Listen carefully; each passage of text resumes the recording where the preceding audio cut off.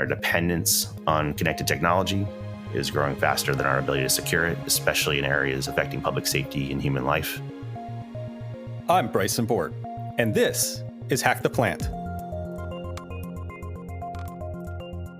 Electricity, finance, transportation, our water supply. We take these critical infrastructure systems for granted, but they're all becoming increasingly dependent on the internet to function. Every day, I ask and look for answers to the questions. Does our connectivity leave us more vulnerable to attacks by our enemies? I'm a senior fellow at the R Street Institute and the co-founder of the nonprofit ICS Village, educating people on critical infrastructure security with hands-on examples, not just nerd stuff.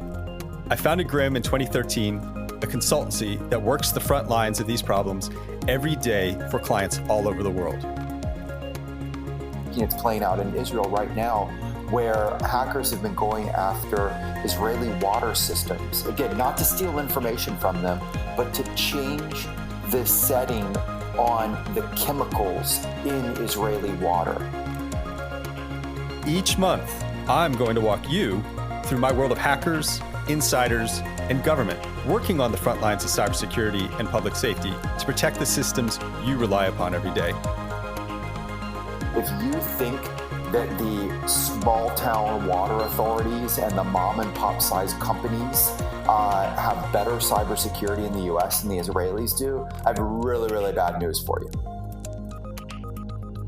An attack on our critical infrastructure, the degradation to the point that they can no longer support us, means that we go back to the Stone Age literally overnight. If we think the government's going to solve it for us, we're wrong. We have to help them. This is not a podcast for the faint of heart. If you want to meet those protecting the world and what problems keep them up at night, then this is the podcast for you.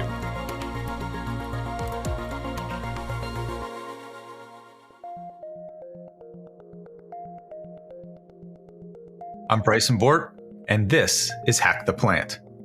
For today's episode, I'm joined by John Ellis, who heads up Industrial Cyber Alliances at Siemens Energy. We're here today to talk about a new industry-led apprenticeship program focusing on critical infrastructure protection called CIISAp, short for Cybersecurity and Industrial Infrastructure Security Apprenticeship Program. The ICS Village is proud to be one of the partners of this program. Tom Van Norman, my co-founder with the ICS Village, noted, high-profile industrial control system security issues have grabbed the headlines and sparked change throughout all industries. This apprenticeship program will provide our nonprofit with another avenue to train and introduce people to industrial control systems that are used within critical infrastructure and to help close the gap on the shortage of skilled employees. This program puts employer and workforce needs at the forefront of the academic program design. You know, there was a really great SONS survey that came out recently that said that 56% of industrial or OT asset owners are actually not able to complete industrial cyber projects because of a lack of human resources within the organization. And, you know, when we look at, for instance, the NIST CyberSeek website to see where there are open roles, and you do the math, you find that pretty quickly there's, something like 65% or something like that of the demand out there.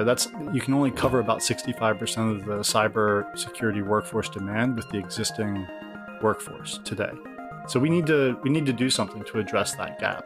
We need to either build that workforce or reskill existing individuals that are looking to get into new fields. That's the approach that we're taking. So the need is there. We know that cyber risk is there. We know that adversaries are constantly reskilling and skilling up as well. And we need to build a protective workforce around that.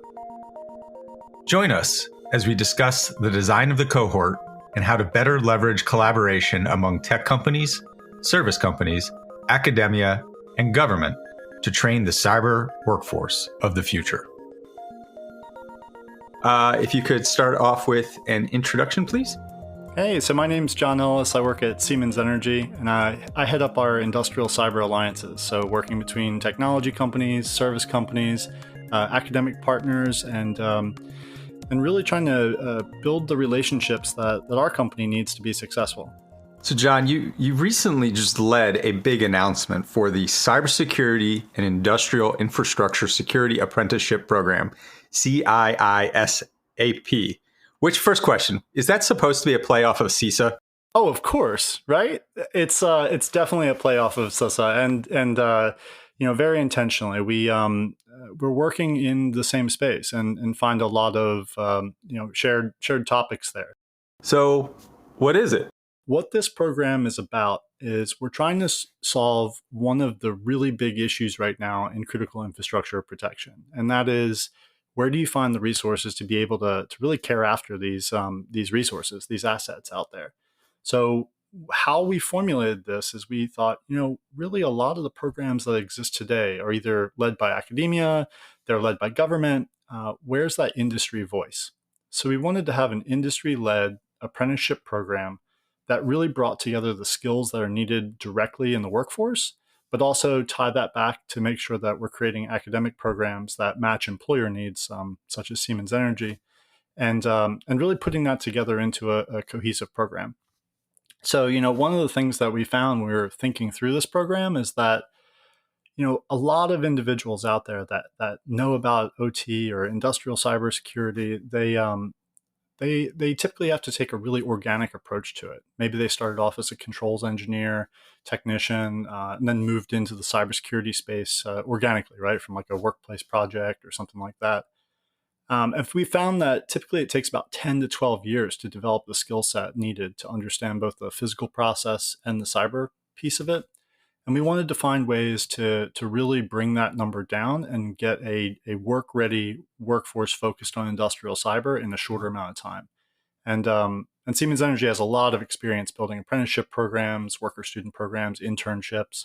I myself have actually been in 2 of those programs, and we leaned to that tool. We reached for that tool to help address this issue. What is the value of the industry voice? You mentioned that there are government programs out there, there are academic programs that are out there. So who cares if it's industry driving one? Yeah, that's a really great question. So I think where industry has a place in capturing that voice is that we're working directly with the asset owners in many cases. And we hear their needs. We know what types of solutions they're looking for, services, and we as a company, are often in need of similar services and skill sets and those types of things. So we are essentially the demand side of this education pipeline. And we feel that that's a really great place to start when thinking about what the structure of academic programs look like, and even the structure of workforce development programs. You mentioned the multiple elements and probably more fundamentally, the length of time it requires to become, I don't know, I would say expert, but functionally competent in this area. Why is it that it's so challenging here compared to traditional modes of the workforce in cybersecurity? Yeah, it's a really great question. So one, I think, is, there are a lot of cybersecurity programs available today. And what we found in academia, so there are a lot of cybersecurity programs, boot camps, things like that one can go to learn about cybersecurity. What we found is that many of them end up on the IT side, right, looking after apps, cell phones, laptops, that type of thing. There are far fewer programs. At our last count, less than 10 programs in the United States right now that actually teach about cybersecurity for industrial infrastructure. So really looking at PLCs and HMIs and all of these industrial assets, these control systems that sit within our critical infrastructure. There are very few programs that train about how to protect them. And then, to go on top of that, I think there's a really important aspect about the viewpoint here. So in order to, or at least our position on what it takes to be a really great industrial cybersecurity defender, you need to have an understanding of the underlying physical process. So that's either power generation, water filtration, right, manufacturing, any of those types of those sectors. You need to have an understanding of the physical process as well as the cyber side. And it's just really tough to find learning opportunities where an individual can get both of those experiences, because you're going to need to have physical access to these types of systems somewhere. And fortunately, we're in that space, right? We're an OEM. We work with a lot of our partners to develop new solutions and services that are very specific to this market. And then we're also a cybersecurity provider. But in this podcast, I also want to really note that that we're not alone in this initiative. We knew from the start that we wanted to build an ecosystem, and that this was more of an industry-wide kind of lift all boats type of play. And that's why we started with an ecosystem, but wanted to start from the position of an industry-led ecosystem. So, why now for the program? Yeah, it's a really great question. So, I'm looking at some of the surveys that have been going around recently. I think really points to the problem, why we need a program like this now. And there was a really great SONS survey that came out recently that said that 56% of industrial or OT asset owners are actually not able to complete industrial cyber projects because of a lack of human resources within the organization. And when we look at, for instance, the NIST CyberSeek website to see where there are open roles, and you do the math, you find that pretty quickly there's something like 65% or something like that of the demand out there. You can only cover about 65% of the cybersecurity workforce demand with the existing workforce today. So we need to do something to address that gap. We need to either build that workforce or reskill existing individuals that are looking to get into new fields. That's the approach that we're taking. So the need is there. We know that cyber risk is there. We know that adversaries are constantly reskilling and skilling up as well, and we need to build a protective workforce around that. What are the expectations for the program, and when does it start?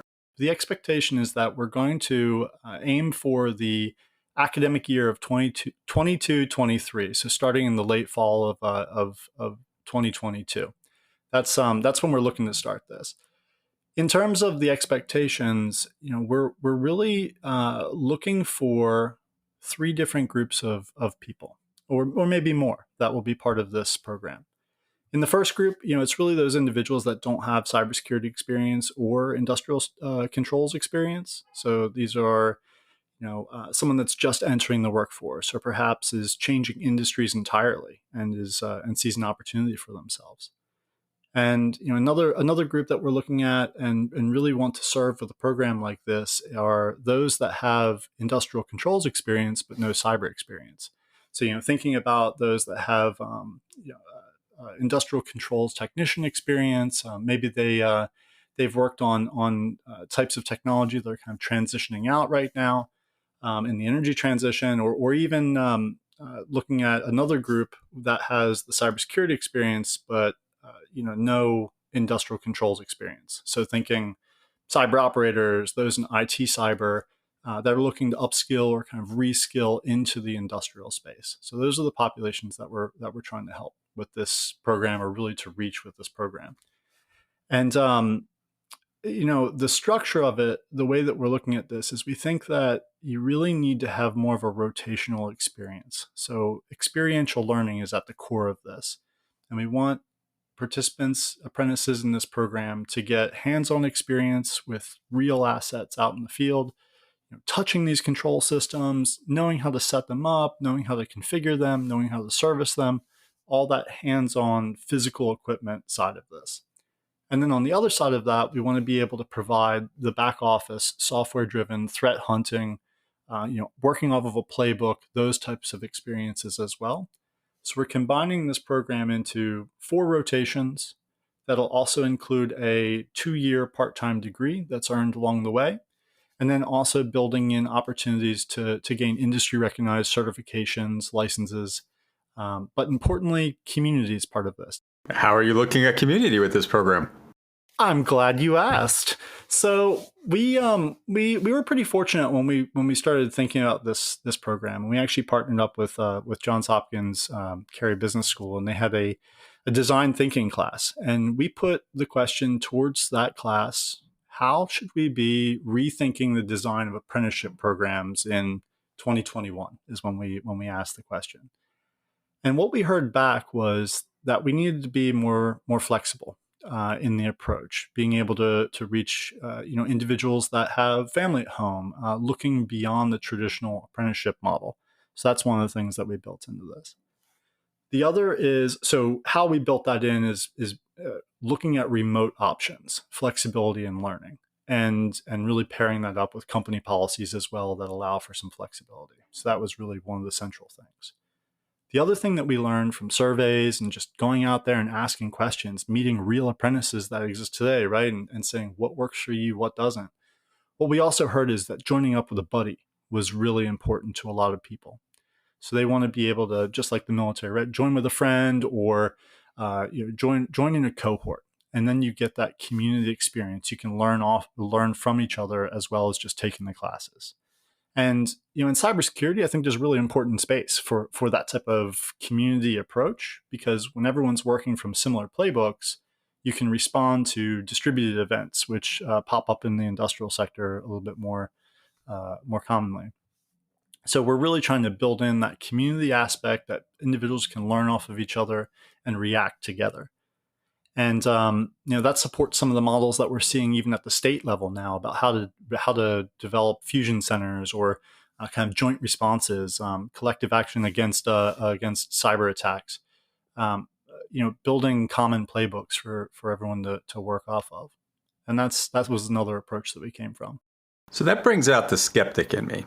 It sounds good to have somebody sign up with a buddy, but how do you actually? Beyond encourage it, how does that actually come to bear? Yeah, so that's a really good question. So there are a lot of approaches to building apprenticeship programs and to building workforce programs. The model that quite often is used is to simply train, then try to find the jobs. And that's, in our view, we want to actually start in a little bit different position. So in this type of program, we're asking that employers help those or really create positions that start roughly at the same time as when the academic training happens. So this means that individuals are going to be able to start class, start working at the same time. So there's a little bit of a built-in community there already, because you're hired in as a cohort, you have the same classmates. They might even work at a different company, but you're going to have same classmates. You're going to have others within your same company that you're hired as part of. They're going to be provided with a mentor as well as part of the apprenticeship concept. And then importantly, and I think this is really where the ecosystem part of this comes in, right from the beginning, we wanted to not just say this is a just industry and just academia. We wanted to really look at who were leaders in this space. So Bryson, from our work with ICS Village, we knew that ICS Village was a leading voice in education for industrial controls and has a great community around it. So we looked for those types of partnerships and that type of voice to work with because we want to get that message out, and we also want to welcome other companies in to collaborate with us and help develop this workforce for everyone. Where do the mentors come from? Yeah, so we're very fortunate at Siemens Energy because we're an OEM. We service this equipment. We also provide cybersecurity solutions and services. So we have a lot of in-house mentors. But we're also looking beyond our own organization to try to find additional mentors. The expectation, though, for the apprenticeship program, this is more of a requirement of registered apprenticeship programs, is that each apprentice must be partnered with a mentor. So we're asking companies that do want to step up and join this initiative that they also start thinking about who their mentors, who their digital champions are, who their cybersecurity leaders are in their organizations to be able to support this type of program. That's a really good segue to who are the partners that are currently in the program and how can our listeners support or engage with this? Yeah, so I'm really glad you asked that question. So there are two universities that we're working with, and one I think many will be familiar with, Idaho State University, who works very closely with Idaho National Labs on industrial cybersecurity and is currently leading the CIISAp, or Community of Practice. That was one of the first partners that we contacted about this. We're also working with Capital Technology University, which has a fantastic programs at undergrad, master's, graduate level, also on critical infrastructure. And then we're also working with ICS Village, which I mentioned earlier, the Regional Economic Development for Eastern Idaho, or READY, Missy Academy, and Sans Institute. Yeah, we're actively looking for additional academic partners, nonprofits, workforce development organizations, and additional employers as well. And the easiest way to reach out is you can email me. It's just john.ellis@siemens-energy.com. And that's the best way to get started. We're building up the team now, and we're looking to make some announcements over the next short months, and are actively looking for employers. Looking beyond the United States, is there opportunities with our allies or with other international countries? Absolutely. So this program right now, we're starting in the United States and focusing on the 10 CISA regions, and we're really, that's the starting point for this. But what we're really developing here is a framework that we think can be shared and used to help build up a localized workforce that is focused on industrial cybersecurity. And there's some considerations in there. So, done a lot of work recently to try to figure out what this program will look like. What are kind of the core requirements? One of the things I would say is that if others are looking to build a similar ecosystem or would like to do it with us, we are looking for academic institutions, and we've found that there's ones that have a computer science department, a mechanical engineering department, and an engineering and electrical engineering department typically have the right skill set to at least get started in this process and develop a program. There's also some really fantastic publicly available tools to even get entire curricula related to industrial cybersecurity. So we got some really great resources there. And if I were to say, what's in the kit to get started, you need to find a good academic partner, local employers, and then also organizations that can help you connect with potential apprentices. So workforce development organizations, government-led initiatives to improve cyber skill sets, those types of things. All right, thinking more broadly, if you could wave a magic, air-gapped wand, what is one thing you would change? One of the things that I'm really happy to see, actually, so somebody already waved this wand, and I'll say a lot of the CISA leadership I've been seeing has been waving this wand, looking closer at public-private partnerships to address cybersecurity needs has been really, really great. And I'm liking the sector level approach because it captures the nuance in each of the sectors, but it's also capturing the industry voice and other interested organizations. That's probably the I'm happy that somebody waved that wand recently, and that would have been my ask a year ago, perhaps. But I guess I need to come up with another one that's like fully my own, right?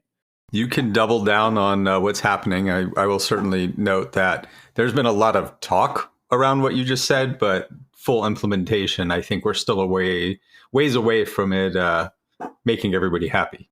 And I agree. Yeah, I think as we kind of get away from EO or executive orders and get more tactical, that's going to be a really interesting process. And I think it's going to be pretty exciting to see those changes. In terms of this apprenticeship, or in terms of these types of programs, one of the biggest gaps that I see that I would like to wave a wand for would be to create funding opportunities for universities to expand their cybersecurity education more into the industrial space, because the investment looks a little bit different. So I went to cybersecurity master's program at Penn State. It was great. I got my student discount for Nessus and a couple other tools, right, Wireshark and the like, and it was great. And I learned a lot of really important stuff. But I did not get experience with some of the industrial control systems or or those more kind of physical assets that need to be touched to learn that industry. So I think that there's a gap in funding to develop the types of laboratory experiences that we need to develop an industrial cybersecurity workforce. All right, there you go. And I was just thinking of the metric to how we know that government private-public partnership is working will be that we will no longer say we need to do information sharing after the next breach. Yes. All right, you've waved your magic wand. Now, look into your crystal ball. 5-year prediction. One good thing and one bad thing that you think will happen. Okay. 5 years from now, so actually one thing I've been watching pretty closely is topics around software bill of materials, and that is something I think that we're going to start seeing more nutritional label type of things on our software. That could be one of the good things. Maybe another topic that is interesting to me is, a lot of the work that's been done to secure supply chains and really thinking through that recently. That's another that I would add on my exciting or good things in 5 years is just continued progress on secure supply chains. I do think that in 5 years, we're also going to see a little bit better cross-sector organization around cybersecurity topics and the type of support that really builds up that public-private partnership aspect of it, information sharing, right, but also tool sharing and developing playbooks that can work across sectors, or central organizations that are really developing that type of concept. That's something I think we'll see in the next 5 years for sure. On the downside, maybe a little bit of a generic remark here, but I think that at the same time that we are upskilling and building our defense, adversaries are also upskilling and learning just as hard. So, I think that this is a continuing process of learning and developing tools and creating the learning opportunities and experiences that are needed to maintain and build a world-class cyber defense workforce. It's an ongoing exercise, and I think that we need to approach it really with like an agile eye, right? Of continuing to look to what's next, making sure that we're using the best technology, making sure that we're adjusting our process and guidelines on the newest information, and really working together as an industry to address some of those needs. We are looking for employers. I will say we are looking for employers that are interested in joining, and we're hoping to get a second cohort launched by April. So that's the deadline that we're looking to, is to really have a second cohort leading employers in industrial cyber across all the industrial sectors. Reach out. And let's talk. We've got a great framework. We want to work with you. We've got ideas to share, and we want to hear yours too. All right. Thank you. Thank you. Thank you for listening to Hack the Plant, a podcast of the R Street Institute and ICS Village nonprofit. Subscribe to the podcast and share it with your friends. Even better, rate and review us on Apple Podcasts so we can reach even more listeners.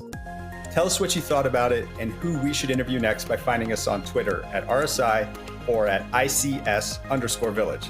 Finally, if you want to know more about R Street or ICS Village, visit rstreet.org or icsvillage.com. I'm your host, Bryson Bort. Thank you to executive producer Tyler Lowe of Fader Creative, creative producer William Gray, and editor Dominic Sterrett of Sterrett Production.